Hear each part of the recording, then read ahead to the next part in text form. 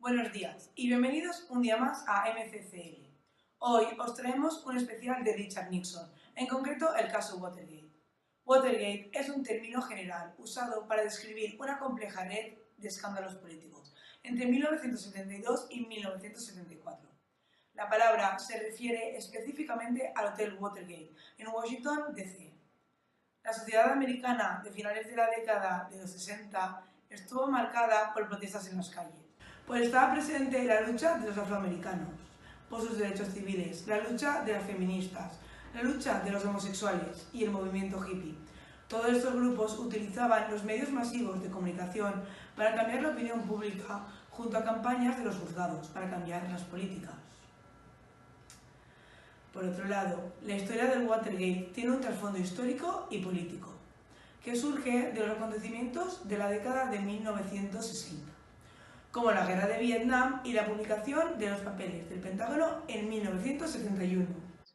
La Guerra de Vietnam fue un conflicto bélico librado entre 1955 y 1975 para impedir la reunificación de Vietnam bajo un gobierno comunista. Participó la República de Vietnam, Vietnam del Sur, con el apoyo de Estados Unidos y otras naciones contra la guerrilla local del Frente Nacional de Liberación de Vietnam y el Ejército de la República Democrática de Vietnam, Vietnam del Norte, respaldados por China y la Unión Soviética. En 1964, la situación parecía desesperada para Vietnam del Sur. Estados Unidos, alegando como justificación el incidente de Tonkin contra su destructor Matchbox el 2 de agosto de 1964, inició una intervención abierta. Se pasó de 4.000 soldados norteamericanos en 1962 a casi 500.000 en 1967.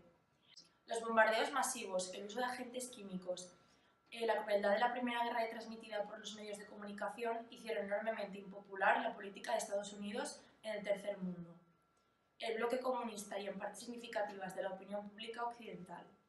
Dentro del propio país, la oposición a la guerra se extendió entre la juventud, ligándose a movimientos contra el sistema. Tras la ofensiva vietnamita de Tet, en 1968, el presidente Johnson decidió el progresivo desvinculamiento del conflicto y la búsqueda de una solución negociada. Tras una compleja fase de negociaciones y enfrentamientos militares, se firmó en París en enero de 1973 un acuerdo de paz. En agosto de 1973, el Congreso norteamericano prohibió cualquier reanudación de la intervención norteamericana. La retirada de las tropas estadounidenses hizo que el régimen de Vietnam del Sur se derrumbara inmediatamente. La ofensiva final comunista tuvo lugar en la primavera de 1975. El 17 de abril, Phnom Penh cayó en manos de los Khmers rojos y el 30 los comunistas tomaron Saigón. La guerra había terminado. La derrota supuso un verdadero trauma para Estados Unidos.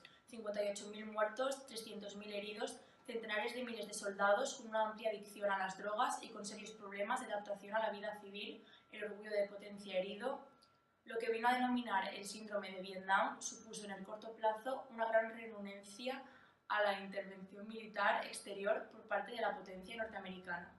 Por otro lado, en cuanto a los papeles del Pentágono, que Helf acabó el 5 de enero de 1969, tras año y medio de elaboración, mostraban cómo sucesivos gobiernos mintieron a los estadounidenses sobre su implicación en el país asiático.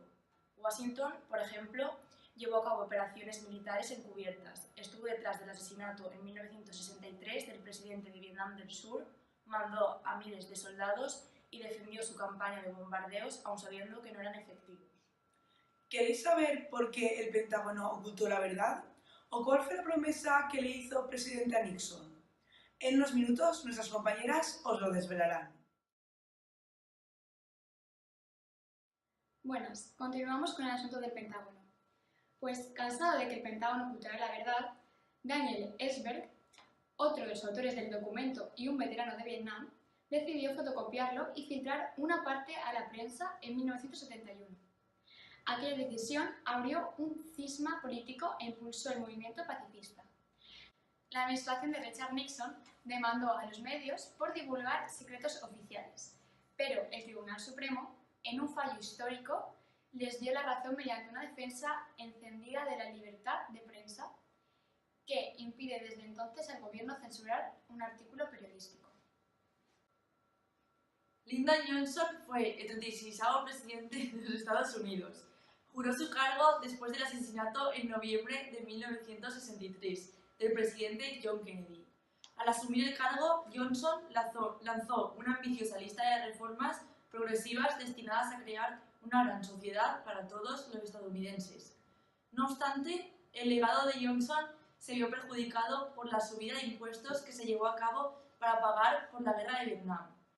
Consecuentemente, se negó a postularse para un segundo periodo en el cargo. Como resultado de la guerra de Vietnam y el fracaso de Lyndon Johnson, la inflación creció y los ingresos reales cayeron. Richard Nixon, republicano, fue elegido presidente en 1968, con la promesa de terminar la guerra. Durante su primer mandato, Nixon llevó a cabo reformas en las políticas de bienestar, cuidado de la salud, derechos civiles, energía y medio ambiente, en la creencia de que tales políticas debían basarse en estándares nacionales.